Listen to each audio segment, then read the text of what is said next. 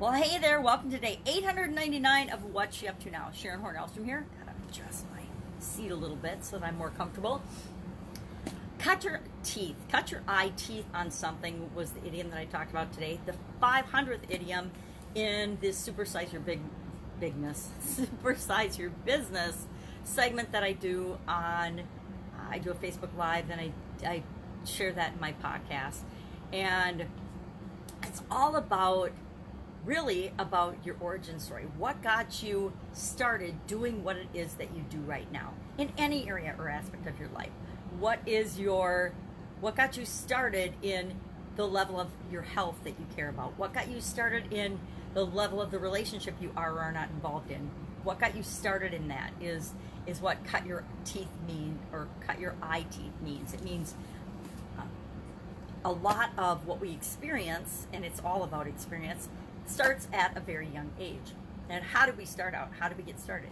Now, there's an interesting saying that says how we do anything is how we do everything. And to me, that sounds like if you are a perfectionist at one thing, you're a perfectionist about another thing. If you are careful and cautious and conscientious about something, you're cautious and conscientious and maybe risk averse to everything. I don't necessarily believe that. I think that we shine in certain areas of our life and we hold back in other areas of our life. I think that's human nature. I think that things that we love and are good at, our genius zone, we shine in those areas without even trying. And the things that we struggle with that are a little bit or a lot outside our comfort zone, we hold back on. We reserve our energy, and we don't put a lot of energy into those things. So we don't necessarily shine or excel in those areas.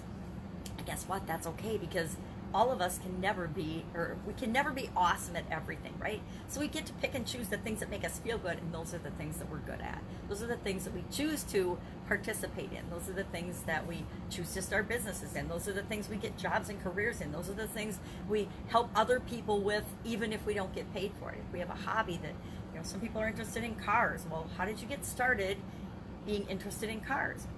Probably someone you loved and cared about were interested in cars as well. It's how I got started in business. My dad was a corporate executive and a businessman in several different businesses through all the years I was growing up, from the time I was a really little, probably a baby. I don't know when he first got involved in other businesses, but I know it was when we were really young girls, my sisters and I. And that had a huge impact on me. I took the exact same path he did. I worked in corporate America for over 25 years, over a quarter century, while always having businesses on the side. I got involved in my first business on the side, big business on the side, which was the Italian food manufacturing business, my first job out of college. I don't even know if I wasn't even at that job for a year when I got involved with my partner, who was in the Italian food manufacturing business, and another business that morphed into my sister and I doing the Italian food manufacturing business for a lot of years together. And then I bought her out when I left corporate America in 2003, 2004. I don't remember. It was a long time ago. So I love people's origin stories. Everybody loves to know why you do what you do in every aspect and area of your life. Why are you divorced 5 times? Well, there's a reason for that, right? What did you cut your teeth on that cause you to think that every time you're in a relationship and it gets tough, something's going to get blown up? Now, I'm divorced, so maybe that's not a great example, but and I would say that the examples that people set for me in my life are not of being divorced. So, sometimes we go the opposite way of what we've experienced. But I like this expression. I didn't love it when I first started thinking about it I actually have broken down and started thinking about my idiom the night before so that I can sleep on it and think more about, well, how do I tie that into business? Because the reason I do the idiom is so I can open-mindedly find a way to say, okay, pretty much anything we think about, anything we hear has some impact on our businesses and how we run them and how we grow them. And so I look at the idiom, or I pick an idiom randomly from this book the night before, and I then, where did it come from? What does it mean? How can you apply it to your business today? And that gives me a little more time to think of the how do you apply it to your business today? Because some of them, like cut your eye teeth on something. Well, how the heck does that apply to business? It's about babies, getting their first teeth. Well, it totally applies to business. When we start our business, as we grow our business, how we grow our business is all got to do with how we choose to do things, how we want to interact, how we treat our customers, how we treat ourselves, how we treat the people that we interact with, that we partner with to grow our business. There's a lot of ways that how we begin things and how we learn and experience and gain wisdom has a huge impact on our business, and how fast and how well and what we create it happen for us. So cut your IT. Fun challenge today was about boring things, which is really interesting. Another one of how can boring be fun? Well, guess what? Boring to you might be absolutely exciting and exhilarating to me. That's the cool thing about human beings all being different. What is fun to one person and is boring to another. That's what makes the entire world go round, right? It's because what, one person hates to do, another person loves to do. In my family growing up, there's 4 girls in our family, and usually a lot more hanging around. But we all had chores to do. We all had different activities and chores that we needed to do because there were things that needed to get done around. We grew up on a little hobby farm right outside of town, but there were things that had to be done. The horses had to be taken care of. Sometimes we had chickens, the pets and the animals, the dogs had to be taken care of. Sometimes we even had cats, not very often. But the animals needed to be cared for. The barn had to be shoveled out of horse poop, right? The yard had to be mowed. We mowed a huge yard. We mowed over 6 acres. My dad had mowed and manicured. We had 14 flower gardens. Guess what? Flower gardens had to be weeded and watered and taken care of. We had a huge garden for a lot of the years that we were growing up out in the country. And I'm talking a couple of football fields. It was a huge garden. And we just grew vegetables for the fun of it and gave them away. And we ate them and consumed them. And we canned, my mom froze and we canned corn and we canned all kinds of different vegetables for several years as we were growing up, as we were little kids. But that meant we all had to weed in the garden. We had to do chores. We had to split up the work. But all those experiences have formed who we are today and made us, those are part of our origin story. And depending on what area of our life we're talking about or working on or participating in, they formed who we are and how we experience life, how we experience things. So that was pretty fun. But to me, the thing about chores is the things that I love to do, my sisters hated to do. And like some of the things my sisters loved to do, I hated to do. So it worked out really well because we could divide and conquer and get the chores done based on what we loved to do instead of what we didn't like to do. For example, anything outdoors, I was all in. I mean, shoveling poop in the barn, I didn't care if it meant I could be outside instead of in the house cleaning doing the counters, cleaning up the kitchen after a meal, doing dishes. My mom pretty much did the laundry for us throughout our whole lives and ironing and things. All those chores. We actually had an ironing lady. She was the nicest little old lady, and my mom met her at church and she needed help, so she would come and iron for us, and I was like, I couldn't care less, obviously, if my clothes were ironed or not. I would just throw something on and go play outside. But that worked out really well because one of my sisters loved cleaning, organizing, and tidying the house. Absolutely loved it. And I mean, I would do anything. I would mow her lawn, I would shovel her stalls, I would do whatever if she would do my inside stuff. So we worked out little deals and partnerships, and we learned how focusing on what we love to do is more important than being an expert at everything or having to do everything. Now, sometimes we have to do stuff we don't love to do, right? That's called being human, being an adult. I mean, we all have to brush our teeth every day, right? What happens if you don't brush your teeth? Bleh. Right? So there's things that, even if we don't like them, and I gotta tell you, I don't love brushing my teeth. I love having clean, sparkly teeth, but I've never loved brushing my teeth, probably because I had braces for so many years. There's always a reason we like or don't like certain things, but I'm still gonna do it every day because I like my teeth better than the thought of having to have fake teeth or false teeth or dentures or something. I want to keep my teeth for the rest of my life. I want to die with my own teeth and not false teeth. So I'm motivated, even though brushing your teeth is pretty boring. I don't know very many people that think brushing their teeth is awesome, but there's still things we just have to do every day. Get Up and Go challenge. It's actually day 45 of a 40-day challenge because I'm stretching out till Saturday the question and answer period. I want a chance to collect people's questions and make sure I'm answering their specific questions. It's not just the questions that I've heard throughout the last few decades. I want to make sure that their specific questions are being answered because guess what? The only question that's important is your question, the question that's holding you back from making a step or taking an action or moving in the direction you want to go. Everybody else's question, you can hear other people's questions, and sometimes that's valuable, but it's not nearly as valuable as getting your specific question answered. At least that's been my experience. I mean, a lot of time we don't know that thousands of other people have the exact same question we do. And if it's phrased in their words and not our exact words, it might not hit home and we might not feel like we got our question answered. That's part of why I want to do that.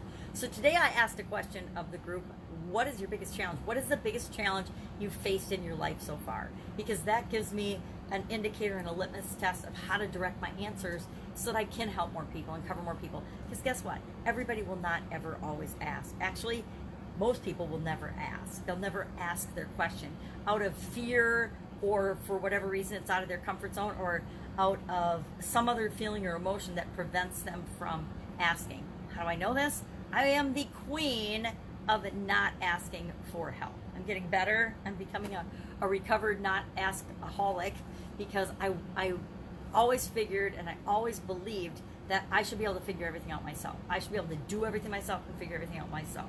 Now, what does that belief do for you? That belief can actually get you dead, because nobody can do everything themselves, especially as you're building bigger and bigger and bigger businesses. It's impossible to do everything you really want to do all by yourself. We all need customers, right? If we don't have customers, we have no business. We all need other human beings in our life. I think we're getting a huge dose during COVID-19 of the importance of other people in our lives and other human beings and human interaction, as we've been separated and life has been slowed down. And I've noticed on my walks, people are actually, they have this fear about them. It's like they're walking around in a bubble of protection around them, and if you get anywhere near their bubble, even walking around them on a path, they give you dirty looks because they're like, "Ooh, you might breathe on me." How freaking ridiculous is that? Especially outdoors in nature, when you're out for a walk in nature. So it's interesting. It's an interesting time we're living in. I am also working through, and I mentioned this as part of the 40-day challenge, the Get Up and Go challenge. I am personally working through Lynn Grabhorn's Excuse Me, Your Life is Waiting playbook. You can see exactly where I am. I'm not very far in, because some of the exercises, even though I have done this entire book back in 2011, after my sudden cardiac arrest, there are still exercises that every time I do them, I learn more about myself. This is a playbook about really understanding yourself and what makes you tick. And a lot of people, it's hard, me included, it's hard to look at some of these things and ask myself these questions, especially when it comes to feelings and emotions and things that we pretty much do on autopilot.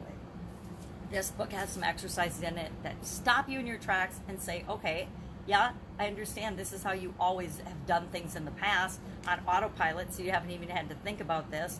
But guess what? That is holding you back in some amazingly big ways. And do you really want to continue to be held back that way?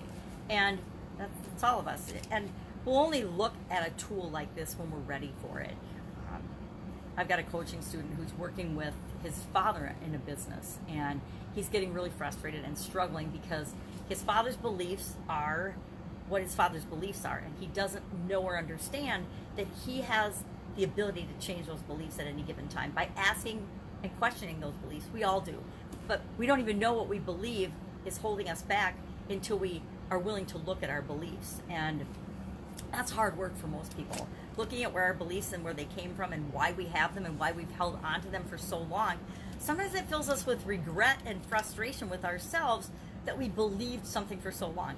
And I'm going through the exercise right now about feelings and the difference in how we feel different feelings in our body. And I just am kind of laughing at myself at some of the things, because it's bringing up beliefs that I've had, whoa, sorry, Ducky, for a really long time. My ducks in a row, right? This guy's backwards. That I may or may not have dealt with in different situations. And it's not like I'm living in the past or reliving those past experiences, but I'm seeing where a behavior that I have in the present comes from something that happened that I never even realized has an impact on me then, much less as I look through the ripple effect of that situation, that experience, that feeling that I had, the ripple effect that that's actually had on my life. Not only my life, here's the really interesting and scary part. I see the impact that my choice and my reaction to a certain experience has had on my kids' lives, on my children's lives. And my son sees the impact certain things have had on his daughter's life through me, because I spend a lot of time with her now during COVID, and he's like, hey, I just want to point this out to you, Mom. And I'd be like, oh my gosh, I didn't even realize I said or did that. So that's another reason I decided it was time to go back through the playbook and really look at certain aspects of my life and my behavior, my thoughts and my feelings and my patterns, and ask myself, I'm not dead yet, so what do I want to create in the rest of my life, right?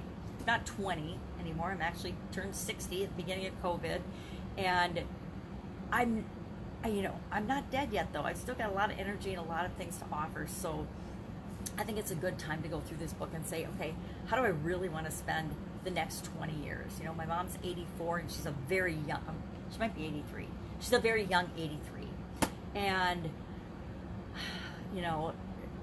her mom just passed away last year at just shy of 100, just a little over a month shy of 100. So longevity runs in my family. Even though I tried to check in at 50, I'm still here at 60, so I can't use that excuse that, oh, it could kill me, I might die, da-da-da-da-da. No, don't have that excuse. So, love this book. I highly recommend it. I say read the book, Excuse Me, Your Life is Waiting, and then get the workbook, or the playbook, she called it, and do the playbook. But you have to be ready for it. You might read it and be like, oh my gosh, this is poppycock or woo-woo. But you also can read through it, go through the exercises, and you don't have to do all of them. She says do them in order, do them through the book, but you don't have to do it that way. That's her way, her order of processing it. I thought about skipping around this time as I went through it, since I've been through it before, but then I thought, no, I want to see what was her process, what was her thinking, why does she have you go through things in this order? And then there are exercises I have gone back and revisited over the years because I knew I needed them. We all are continuous improving beings if we so choose to be, and it's just a matter of personally developing and growing for our whole life. That's what we're here for, is to experience life as only we uniquely can. So, working on that, working on branding Get Up and Go. And I have been resisting branding the Get Up and Go challenge, and that's part of another reason I want to do this book. Why am I resisting branding that and putting that out there and sharing that in a really big way to help people? Because that's the purpose of the whole thing.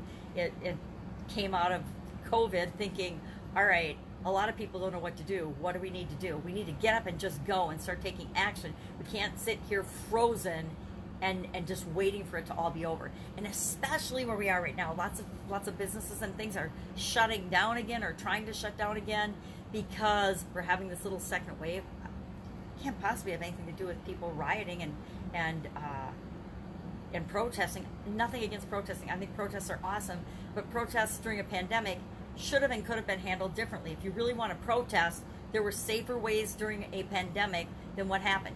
People aren't saying that. Nobody wants to say that, because then you're racist because you're speaking against protests. Absolutely, positively not. I am speaking for common sense and cause and effect. Everything we do, each and every one of us, has an effect. Everything we do, everything we say, everything we think, everything we feel has an effect. We're 100% responsible for that effect, right? We can't be mad and say, oh, it's not because we did this. It's absolutely positively a direct correlation because this happened. Everybody's blaming businesses opening too soon. I call bullshit, because yeah, I'm sure some businesses, some of the bars and things aren't behaving responsibly, but that's individual businesses not behaving responsibly. Hundreds of thousands of people got together and protested, and that was led by other things that caused and led to riots, not the protests, totally separate things. But either gathering had people behaving in ways that weren't conducive to preventing the spread of the pandemic. So, sorry people, blinders off.